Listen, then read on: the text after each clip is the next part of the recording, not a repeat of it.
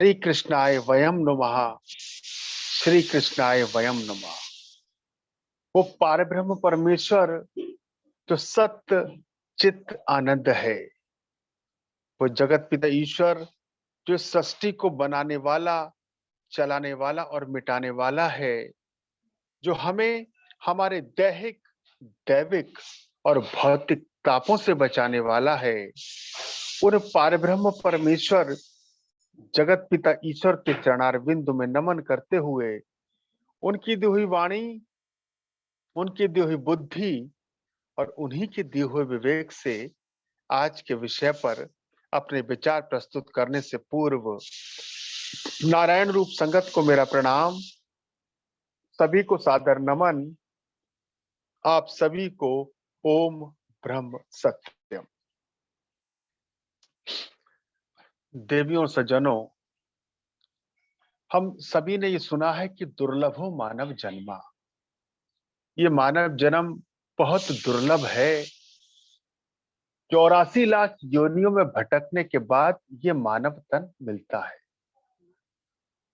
हमने ये भी सुना है कि मृत्यु के बाद जीव को पुनः इस धरती पर आना पड़ता है।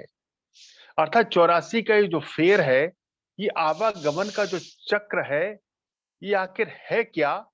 यह प्रश्न सदैव हमारे मन में कौंता रहता है कि आवागमन वास्तव में है क्या? पुनर्जन्म होता है या नहीं होता? पुनर्जन्म का आधार क्या है? किस आधार पर अगला जन्म मिलता है? क्या हमें पुनर्जन्म में कौन सी योनि मिलेगी, कौन सा जन्म मिलेगा? तो आज का जो विचार का विषय दास आपकी सेवा में रख रहा है कि ये वास्तव में आवागमन या पुनर्जन्म है क्या? पूज्य गुरुदेव ने समता विलास में बड़ा ही स्पष्ट तरीके से हमारा मार्गदर्शन किया है, हमें ये समझाने का प्रयास किया है कि आवागमन वास्तव में है क्या, पुनर्जन्म होता है तो वो किस आधार पर होता है, जीव को जो अगला जन्म मिलता है उसका कारण क्या है, उसका मूल क्या है। गुरुदेव ने कहा में कई ऐसे प्रश्न हैं हमारे मन की, वो जिज्ञासाएं, वो प्रश्न जिनका उत्तर पूज्य गुरुदेव ने देकर हमें ये समझाने का प्रयास किया है कि वास्तव में आवागमन या पुनर्जन्म क्या है। तो आइए जानते हैं, समझते हैं गुरुदेव के मार्गदर्शन के अनुसार कि आवागमन या पुनर्जन्म क्या है। बड़ा ही गंभीर विषय है, गंभीरता से इस पर विचार करते हैं और समझने का प्रयास करते हैं। प्रश्न है कि आवागमन क्या है? ये जो 84 का फेर है, 84 लाख योनि का चक्र है, वो क्या है? तो गुरुदेव कहते हैं कर्मों के फल की ख्वाहिश करना।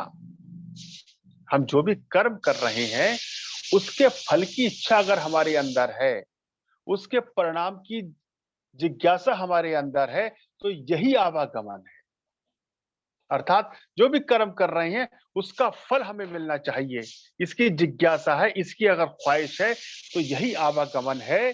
गुरुदेव कह रहे हैं बुद्धि नाशवान, दुख रूप इंद्रियों के भोगों में अविनाशी सुख प्रतीत करती हुई नित्य ही इंद्रियों के भोगों में आसक्त होकर के नाना प्रकार के भोग भोगती है। कह रहे हैं बुद्धि जो है हमारी, जो नाशवान, जो दुख रूपी इंद्रियां हैं, इंद्रियां जो हैं, इनके जो भोग हैं जो कि नाशवान है, इंद्रियों के भोग अविनाशी सुख प्रतीत करती है। इंद्रियों का जो भोग है वो नाशवान है, मिटने वाला है। गुरुदेव कह रहे हैं इसमें अविनाशी सुख प्रतीत करती है, करती हुई नित ही इंद्रियों के भोगों में आसक्त होकर के नाना प्रकार के भोग भोगती है, मगर नित ही अशांत और भयभीत रहती है। वास्तविकता भी यही है, हम जितने ही भोग भोगते जाते हैं, हमारी जितनी ही इच्छाएं पूर्ण होती जाती हैं, हम जो भी कर्म करते हैं उसका फल हमें मिलता जाता है, उसके बाद भी हमारा मन अशांत रहता है, भयभीत रहता है, क्योंकि जो भोग हमें मिल रहे हैं, जो सुख हमें मिल रहे हैं, वो मिटने वाले हैं, समाप्त होने वाले हैं। तो गुरुदेव कह रहे हैं मगर नीति अशांत और भयभीत रहती है, आखिर शरीर विनाश को प्राप्त हो जाता है और बुद्धि अधिक झंझट लेकर इस शरीर से जुदा हो जाती है। गुरुदेव कह रहे हैं कि ये शरीर नष्ट हो जाता है पर इंद्रियों के भोग समाप्त नहीं होते। मन की जो जिज्ञासा है वो समाप्त नहीं होती और बुद्धि अधिक संकट लेकर इस शरीर से विदा हो जाती। हम सभी जानते हैं कि शरीर नष्ट हो जाता है पर जीव नष्ट नहीं होता। हमारा मन, बुद्धि और हमारी जो आत्मा है वो शरीर से निकल जाती है, तो वही बुद्धि हमारे और अधिक झंझट लेकर शरीर से जुदा हो जाती है, फिर वासना अनुसार दूसरे शरीर को धारण करती है। हमारी बुद्धि में जैसी वासनाएं होती हैं, जैसी इच्छाएं होती हैं, जैसी चाहत होती है, उसी के आधार पर वो दूसरे शरीर को जीव धारण करता है। इसी तरह शारीरिक भोगों की आसक्ति को धारण करके अनेक योनियों में विचरती है और दुख सुख में भरमाती है। यही आवागमन रूप संसार है। अर्थात हमारे मन में, हमारी बुद्धि में हमारी जो वासनाएं, जो इच्छाएं, जो कामनाएं रह जाती हैं और बुद्धि जीव के साथ इस शरीर से जब विदा हो जाती है, तो उसी के आधार पर, उसी के अनुसार, उसी के अनुरूप वो दूसरे शरीर को धारण करती है। इस तरह शारीरिक भोगों की आसक्ति को धारण करके अनेक योनियों में विचरती है और सुख दुख में विचरती है। अर्थात हमारे मन की जो चाहत है वो पूर्ण नहीं होती, हमारे जो इंद्रियों के भोग हैं वो पूर्ण नहीं होते। वो जैसी हमारी मन में कामना रहती है, उसी के अनुसार दूसरे शरीर में धारण करती है और फिर सुख-दुःख भोगती है। यही आवागमन है। तो गुरुदेव बता रहे आवागमन क्या चीज़ है? कर्मों के फल की ख्वाहिश करना आवागमन है। अब प्रश्न है कि ख्वाहिश पैदा कैसे होती है? हमारे मन में जो इच्छाएँ होती हैं, वो इच्छाएँ जागृत कैसे होती हैं, उसका आधार क्या है? तो गुरुदेव कह रहे हैं कमी के महसूस करने से। जब हम किसी भी चीज़ की, किसी भी वस्तु की, किसी भी पदार्थ की, किसी भी रिश्ते की कमी महसूस मन में करते हैं, तो मन में ख्वाहिश पैदा होती है और जब वो ख्वाहिश पैदा होती है, कर्मों के फल की ख्वाहिश पैदा होती है, तो वही आवागमन को जन्म देती है। वही हमें 84 लाख योनि के चक्र में भटकाती है। तो ख्वाहिश पैदा होती है कमी के महसूस करने से, ये ख्वाहिश ही आवागमन का कारण बनती है। अब सवाल उठता है इस ख्वाहिश से छूट कैसे सकते हैं? हमारे मन में कोई इच्छा जागृत ना हो, हमारे मन में कोई ख्वाहिश पैदा ना हो, इस ख्वाहिश से छूटने का कारण क्या इस ख्वाहिश से कैसे छूट सकते हैं? क्योंकि ख्वाहिश से जब हम छूटेंगे तभी हमारे मन में कोई ख्वाहिश नहीं आएगी, कोई इच्छा नहीं होगी और जब इच्छा नहीं होगी तो हम आवागमन के चक्र से बच सकते हैं। तो गुरुदेव बता रहे हैं ख्वाहिश से कैसे छूट सकते हैं? ख्वाहिश से छूटने का सिर्फ एक ही माध्यम है, एक ही साधन है कि पूरन पूरक परमेश्वर की प्राप्ति से। जब उन परमेश्वर की प्राप्ति हो जाए, ईश्वर की प्राप्ति हो जाए, तभी हम इन ख्वाहिशों से, इन इच्छाओं से छूट सकते हैं और ख्वाहिशों से छूटने के बाद ही हम आवागमन के चक्र से मुक्त हो सकते हैं। तो गुरुदेव ने बताया कि आवागमन का जो मुख्य कारण है, वो कर्मों के फल की ख्वाहिश करना है। अगर हम कर्मों के फलों की ख्वाहिश करना बंद कर दें, तो इस आवागमन के चक्र से छूट सकते हैं। अगले वचन में गुरुदेव बता रहे हैं, शारीरिक भोग वासना ही जीवन का सफर है। हमारे जो जीवन का सफर है, जो हमारी शरीर की भोग हैं, वासनाएँ हैं, जो इच्छाएँ हैं, जो कामनाएँ हैं, वही जीवन का सफर है। इस सफर को पूर्ण करने की खातिर हर एक जीव यत्न करता है। जो हमारी इच्छाएँ हैं, उसका जो सफर है, उसको पूर्ण करने की खातिर ही हर एक जीव यत्न करता है। देखिए, जब से हमने होश संभाला है, तब से आज तक क्या हमारी इच्छाएँ पूर्ण होगी? हमारी एक इच्छा पूर्ण होती है, दूसरी इच्छा उत्पन्न हो जाती है। और फिर हम प्रयास करते हैं, फिर कोशिश करते हैं, फिर रात दिन एक करते हैं, हम उस इच्छा को पूर्ण कर लेते हैं, उस चाहत को पूर्ण कर लेते हैं, फिर एक नई चाहत पैदा हो जाती है। और इस तरह से ये सफर चलता रहता है। हर इस सफर को पूर्ण करने की खातिर हर एक जीव यत्न करता है, मगर शरीर खत्म हो जाता है और शारीरिक भोग वासना का सफर खत्म नहीं होता, जो दोबारा फिर जन्म देता है। हमारा शरीर खत्म हो जाता है, पर हमारी जो वासना है, जो इच्छाएँ हैं, जो कामनाएँ हैं, वो समाप्त नहीं होती और वही अगले जन्म का कारण बनती हैं, अगली योनि में प्रवेश करने का कारण बनती हैं, वही आवागमन के चक्र का कारण बनती हैं। राजा से लेकर रंक तक, धनी से लेकर दरिद्री तक, परिवारी से लेकर निपरिवारी तक, गुणी से लेकर मूर्ख तक, ऐसे ही और तमाम जूइयों के जीव इस भोग वासना को पूर्ण करने की खातिर विचर रहे। गुरुदेव कह रहे हैं जो वासनाएं हैं किसी एक की नहीं है। रंक सोचता है कि मेरी इच्छाएं हैं, मुझे धन मिल जाए, राजा सुखी होगा, राजा की इच्छाएं नहीं होंगी। एक मूर्ख सोचता है मैं तो एक मूर्ख हूं, पागल हूं, मेरी इच्छा है, मेरी वासना है, मेरी कामनाएं हैं, लेकिन जो योग्य है, जो पढ़ा लिखा है, उसकी इच्छाएं नहीं होंगी। निपरिवारी ये सोचता है कि मेरा तो परिवार नहीं है, मेरी इच्छाएं हैं कि परिवार मिल जाए, बच्चे मिल जाएं, लेकिन जो परिवारी है वो उसकी कोई इच्छा नहीं होगी।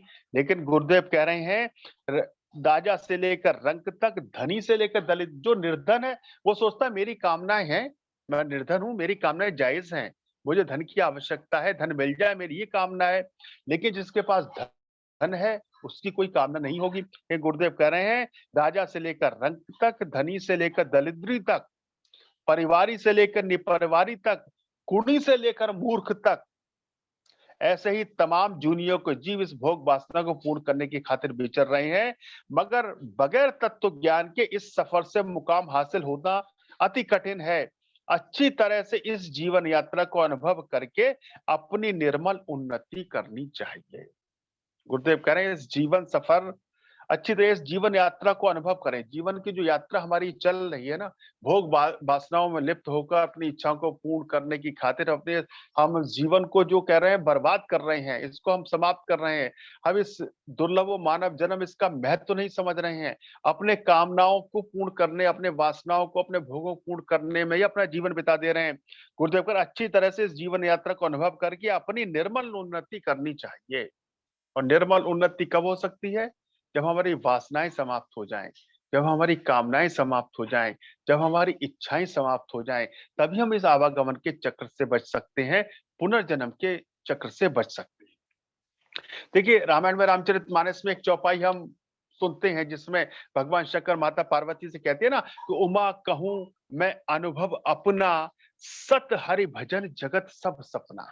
वो बता रहे हैं कि संसार में जो सत्य है वो केवल ईश्वर है, परमेश्वर है। इसके अलावा जितना भी संसार में दिख रहा है वो सब सपना है, वो सब मिटने वाला है। सपना रात को देखा सुबह समाप्त हो जाता है। वैसे ही हम समझ रहे हैं जीवन में हमारे जो भी घट रहा है, हमारी जो वासनाएं, जो इच्छाएं, उसको पूर्ण करके हम सुखी हो जाएंगे। लेकिन वास्तविकता यही कि वो हमारी कामनाएं खत्म नहीं होंगी, हमारी वासनाएं खत्म नहीं होंगी, पर हमारा जीवन समाप्त हो जाएगा।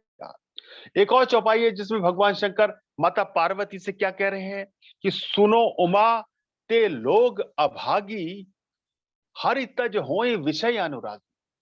वो लोग अभागी हैं जो प्रभु के नाम को तज कर, प्रभु के नाम को भूलकर विषय में वासना में रमे हुए हैं, विषय भोगों में लिप्त हैं, वे लोग अभागी हैं। तो जहां पहले का उमा कहूं मैं अनुभव अपना, सत्य हरि भजन जगत सब सपना, ये सारा सपना है। तो इस सपने से जागृत अवस्था भी रामायण में भगवान शंकर ने माता पार्वती को बताई है। इस सपने से कैसे जगा जाए, इस सपने से कैसे बाहर निकाला जाए, किस तरह से बाहर निकला जाए। तो भगवान शंकर कहते हैं, रामायण में लिखा है, गोस्वामी तुलसीदास जी लिखते हैं कि जानिए तभी जीव जग जागा, जब सब विषय विलास विरागा।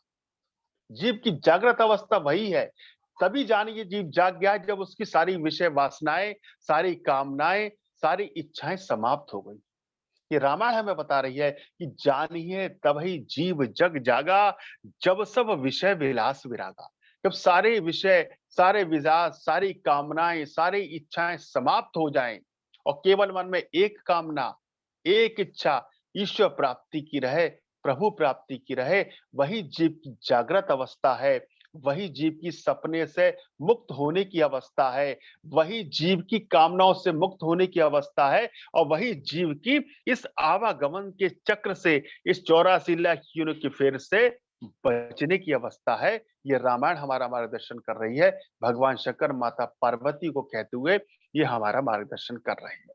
अब देखिए अगले वचन में गुरुदेव आवागमन के बारे में हमारा क्या मार्गदर्शन करते हैं और हमें क्या बताते हैं। कहते हैं तमाम शरीर कर्म स्वरूप है और आत्मा निष्कर्म स्वरूप है। ये जो शरीर है ये कर्म स्वरूप है और जो आत्मा है निष्कर्म स्वरूप है। जितने भी कर्म हो रहे हैं ये शरीर से हो रहे हैं, आत्मा का इसमें से कुछ लेना देना नहीं है। जीव यानी बुद्धि जब तक शरीर प्राण होकर विचरती है,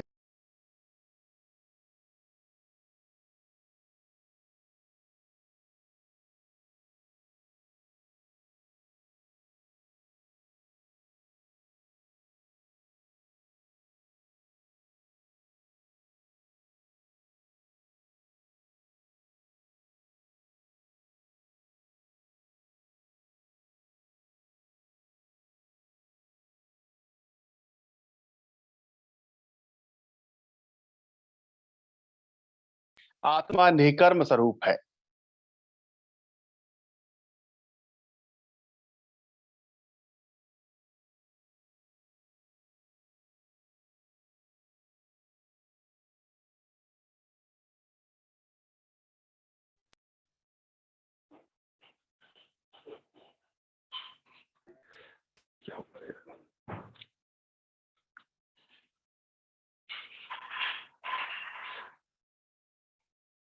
तमाम शरीर कर्म स्वरूप है और आत्मा निष्कर्म स्वरूप है। जीव यानी बुद्धि जब तक शरीर प्राण होकर विचरती है, तब तक इंद्रियों के भोगों की वासना में अधिक आसक्त होकर दुख व सुख में नित ही चलायमान रहती है। इसी अवस्था को कर्म बंधन या आवागमन कहा गया है। गुरुदेव कह रहे हैं जो शरीर है ये कर्म स्वरूप है, आत्मा निष्कर्म है। जीव यानी बुद्धि जब तक शरीर प्राण होकर विचरती है, तब तक इंद्रियों के भोग की वासना में अधिक आसक्त होकर दुख व सुख में नित ही चलायमान होती है। बुद्धि जब तक शरीर प्राण रहती है, तब तक इंद्रियों के जो भोग है, जो इंद्रियों के भोग की वासना है, उसमें आसक्त होकर के उसके सुख दुख का अनुभव करती है और सुख में नित ही चलायमान होती है। इसी अवस्था को कर्म बंधन या आवागमन कहा गया है। तो गुरुदेव ने स्पष्ट बताया है कि आवागमन क्या है। हमारे जो वासनाएं हैं, इच्छाएं हैं, जो कामना है, उसमें लगे रहना, और उसी की वजह से आवागमन जो है 84 लाख योनि के चक्र में जीव फंसता है। आगे गुरुदेव कह रहे हैं कि कर्तापन की अधिक दृढ़ता की आसक्ति को बुद्धि अपना निज स्वरूप जानकर कर्म फल द्वंद्व के ग्रहण और त्याग के यत्न में नित ही विचरती है और नाना प्रकार के शरीर धारण करके कर्म फल द्वंद्व को भोगती है और जन्म मरण के चक्र में फिरती है। इसी को आवागमन कहते हैं। अर्थात कर्तापन की अधिक दृढ़ता की आसक्ति को बुद्धि अपना निज स्वरूप जानकर कर्म फल द्वंद्व के ग्रहण और त्याग की यत्न में नित ही विचरती है। कि कर्तापन की जो दृढ़ता है ना, मैं कर रहा हूं, मैं ये काम करूं, मुझे इसका फल मिले, उसका फल सदैव भी पॉजिटिव मिले, अच्छा मिले। अगर बुरा फल मिलता है, हमारे कर्मों के अनुसार परिणाम नहीं मिलते हैं, तो हम और ज्यादा कर्म करते हैं, और ज्यादा प्रयास करते हैं, और ज्यादा मेहनत करते हैं। तो गुरुदेव कहते हैं कर्तापन की अधिक दृढ़ता की आसक्ति को बुद्धि अपना निज स्वरूप जानकर, और कर्तापन की ये दृढ़ता है, इसको बुद्धि अपना निज स्वरूप जान लेती है और कर्म फल द्वंद्व के ग्रहण और त्याग की यत्न में नित ही विचरती है और नाना प्रकार के शरीर धारण करके, नाना जो आवागमन है, नाना प्रकार के शरीर धारण करती है करके कर्म फल द्वंद्व को भोगती है और जन्म मरण के चक्र में फिरती है। इसी को आवागमन कहते हैं। तो कहने का तात्पर्य यह है, गुरुदेव के वचनों के आधार पर जो समझ में आ रहा है वो यही आ रहा है कि कर्मों की जो आसक्ति है, कर्तापन की जो आसक्ति है, कर्म के अनुसार जो उसका परिणाम हमें मिलता है और जो सुख दुख भोगते हैं, उसकी आसक्ति में जब बुद्धि लीन रहती है और उसी में विचरती रहती है। अंत समय में जीव का जब अंत समय आता है, शरीर नष्ट हो जाता है, पर कामनाएं, वासनाएं, इच्छाएं पूर्ण नहीं होती। उसी के आधार पर जीव को अगला शरीर मिलता है और वो आवागमन के चक्र में फंस जाता है, 84 लाख योनि के फेर में फंस जाता है। अब एक महत्वपूर्ण प्रश्न है, गुरुदेव से पूछा गया है कि पैदाइश अर्थात उत्पत्ति का क्या कारण है, अर्थात जीव को देह क्यों मिली है, जीव को देह क्यों मिली है, क्यों हम पैदा होते हैं, हमारे पैदाइश का कारण क्या है। तो गुरुदेव क्या कह रहे हैं, जीव के देह धारण करने का कारण कामना है। फिर उसी बात पर गुरुदेव जोर दे रहे हैं कि देह क्यों मिल रही है, कामनाओं के कारण मिल रही है, इच्छाओं के कारण मिल रही है। इच्छा को पूर्ण करने के लिए देह मिल रही है। जैसी हमारी कामनाएं, जैसी हमारी वासनाएं, जैसी हमारी इच्छाएं हैं, उसी के अनुसार हमें देह मिल रही है। गुरुदेव कह रहे हैं, देह, जीव के देह धारण करने का कारण कामना है। जिस वक्त कामना अंतःकरण में प्रकट हुई, उस वक्त देह की कैद में जीव आ गया। अंतःकरण में कोई भी कामना, कोई भी इच्छा पैदा हुई, उसी वक्त जीव देह की कैद में आ गया। अर्थात देह स्वरूप को धारण करके जीव अपनी कामना पूर्ण करने की कोशिश करने लगा। इस कामना का नाम ही माया भ्रम है। तो गुरुदेव ने बताया, पैदाइश उत्पत्ति का कारण क्या है, जीव को देह क्यों मिलती है। जीव को देह मिलने का कारण भी कामनाएं हैं, वासनाएं हैं, इच्छाएं हैं। जैसे ही मन में कोई कामना पैदा हुई, जीव देह की गिरफ्त में आ गया। अर्थात देह स्वरूप को धारण करके जीव अपनी कामना पूर्ण करने की कोशिश करता है। जब देह मिल जाती है, तो उस देह को माध्यम बनाकर जीव अपनी कामना को पूर्ण करने में लग जाता है, अपनी वासना को पूर्ण करने में लग जाता है, अपनी इच्छा को पूर्ण करने में लग जाता है। इस कामना का नाम ही माया भ्रम है। यही माया है, यही भ्रम है। गुरुदेव ने स्पष्ट बताया है। अब माया है क्या? माया वास्तविकता में क्या है? जो वास्तव में है उसे छुपाती है, और जो नहीं है वो दिखाती है। वास्तव में क्या है? ये संसार नाशवान है, संसार समाप्त हो जाएगा, ये हम सभी जानते हैं। और सत्य क्या है? सत्य ईश्वर है, परमेश्वर है। आदिगुरु शंकराचार्य जी कहते हैं ना, ब्रह्म सत्यम जगत मिथ्या। ईश्वर सत्य है, परमेश्वर सत्य है, संसार झूठा है, शरीर झूठा है, सब कुछ जो कुछ भी दिख रहा है, ये सब प्रभु की माया से समाप्त होने वाली है। लेकिन माया क्या दिखा रही है? ये संसार हमें दिखा रही है और ईश्वर को छुपा रही है। ये प्रभु की माया है। जो दिख रहा है वो सत्य नहीं है, जो नहीं दिख रहा है वो सत्य है। तो गुरुदेव कह रहे हैं, इसी कामना का नाम ही माया भ्रम है। अब आगे प्रश्न है कि देह के नष्ट होने पर जीव की क्या हालत होती है। हमारे मन में ये भी कई बार प्रश्न उठते हैं कि हमारा शरीर तो नष्ट हो जाएगा। कहते हैं ना कि अगर हम अपने आप को जब तक शरीर माने बैठे हैं, तब तो समझते हैं कि अगर शरीर समाप्त हो गया तो हम भी समाप्त हो जाएंगे। लेकिन वास्तव में ऐसा नहीं है।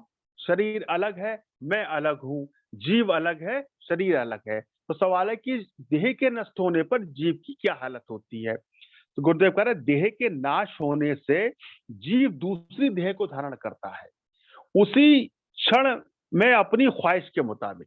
फिर गुरुदेव ने यहाँ जोड़ दिया है, अपनी ख्वाहिश के मुताबिक, अपनी इच्छाओं के मुताबिक, अपनी कामनाओं और वासनाओं के मुताबिक वो दूसरा शरीर धारण कर लेता है। ये उपदेश अर्जुन को श्री कृष्ण ने समझाया है। गीता में हम सुनते हैं, भगवान कृष्ण ने अर्जुन को बताया है, समझाया है कि जैसे मनुष्य पुराने कपड़े उतारकर नए धारण कर लेता है, उसी तरह एक देह से दूसरी देह में जीव प्रवेश करता है। जिस प्रकार हम पुराने कपड़ों को त्याग देते हैं, फिर नए कपड़ों को धारण कर लेते हैं। हमारे कपड़े बदलते रहते हैं, वस्त्र बदलते रहते हैं, पर हम तो नहीं बदलते। बचपन से आज तक हमने कितने सैकड़ों हजारों वस्त्र बदले होंगे, कितने वस्त्रों को त्यागा होगा, पुराने होने पर उन्हें उतारा है और नए वस्त्र धारण किए हैं। वस्त्र तो साल दर साल बदलते जाते हैं, पर हम तो नहीं बदल रहे। ऐसे गुरुदेव कह रहे हैं कि जीव जो कहता है, जिस प्रकार मनुष्य पुराने भगवान कृष्ण कहते हैं, जिस प्रकार मनुष्य पुराने वस्त्रों को त्याग कर नए वस्त्र धारण कर लेता है, वैसे ही जीव एक देह को त्याग कर दूसरे देह को धारण कर लेता है। उसी तरह ये देह से दूसरी देह में जीव प्रवेश करता है, नग्न हालत में, अर्थात बगैर योनि की प्रवेश के एक लम्हा क्षण भी अलग नहीं रह सकता। तो ये गुरुदेव ने बताया कि देह के नष्ट होने के बाद जीव की क्या स्थिति होती है, पैदाइशी उत्पत्ति का कारण आखिर क्या है, जीव को देह क्यों मिलती है, और आवागमन और या पुनर्जन्म क्या है, ये भी गुरुदेव ने हमें बताया। अब एक बड़ा ही महत्वपूर्ण प्रश्न है कि अकाल मृत्यु कोई चीज है क्या? अकाल मृत्यु क्या होती है और अकाल मृत्यु किन कारणों से होती है? अकाल मृत्यु का क्या कारण है? तो गुरुदेव कह रहे हैं, अकाल मृत्यु कोई चीज नहीं है, सिर्फ 3 तत्वों से शरीर का नाश होता है। शरीर के नाश होने का जो कारण है उसके गुरुदेव 3 तत्व बता रहे हैं। आदि अर्थात मन के अत्यधिक खेद से, व्याधि अर्थात शारीरिक भोग से, उपाधि अर्थात बाहर के किसी हादसा दुर्घटना से। ये तीनों ताप कर्मानुसार प्राप्त होते हैं और लाजमी अनिवार्य हैं। शरीर एक मृतक होना इन्हीं कारणों में से है। ये 3 ही कारण होते हैं मृत्यु के या अकाल मृत्यु के, कि आदि अर्थात मन की अत्यधिक खेद से, व्याधि अर्थात शारीरिक भोग से, उपाधि अर्थात बाहर के किसी हादसा या दुर्घटना से। शरीर का मृतक होना इन्हीं कारणों से है। ये संसार अधिक कठिन है। एक प्रभु के परायण होकर के ये तमाम तोहमात भ्रमों से छुटकारा मिलता है और जीवन यात्रा के सही मकसद उद्देश्य को हासिल कर सकता है। शरीर का नाश होना लाजमी अनिवार्य है, ख्वाह भले किसी वक्त भी होवे। इस वास्ते क्षण भंगो शरीर से जो कार्य परमार्थ अनुकूल होवे, जल्दी से जल्दी करे। तो गुरुदेव ने बताया है कि शरीर के नाश होने का क्या कारण है। इन तीनों कारणों में से कोई एक कारण होता है जिसकी वजह से शरीर के मृत्यु होती है, शरीर का नाश होता है। शरीर हमारा मिट जाता है पर जीव की मृत्यु नहीं होती। जिस प्रकार हम पुराने वस्त्रों को धारण करके जो त्याग कर नए वस्त्रों को धारण करते हैं, ठीक उसी प्रकार जीव पुराने शरीर को छोड़कर एक नए शरीर को धारण करता है।